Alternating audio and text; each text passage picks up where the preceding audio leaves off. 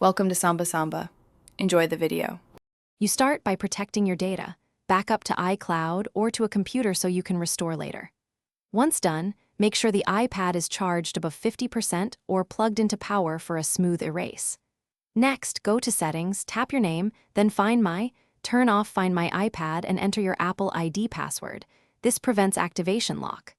Finally, return to Settings General so you can begin the reset sequence immediately. You now perform the reset itself. Open Settings, General, then Transfer or Reset iPad. Once there, tap Erase all content and settings and follow the on-screen prompts.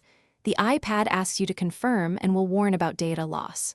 When prompted, enter your device passcode and then your Apple ID password to turn off activation lock. This step authorizes the erase. After you confirm, the iPad begins wiping. It may restart. Once the erase completes, the iPad restarts and displays the Setup Assistant. Follow those steps to set up as new or restore from your backup. Make sure you sign in with your Apple ID to re-enable services. If the erase fails or the iPad stays stuck, try recovery mode. Connect to a computer and use Finder or iTunes to restore the device. If you cannot disable Find My because you forgot your password, initiate Apple ID account recovery before attempting the reset again. Thanks for watching. Consider subscribing if we helped you.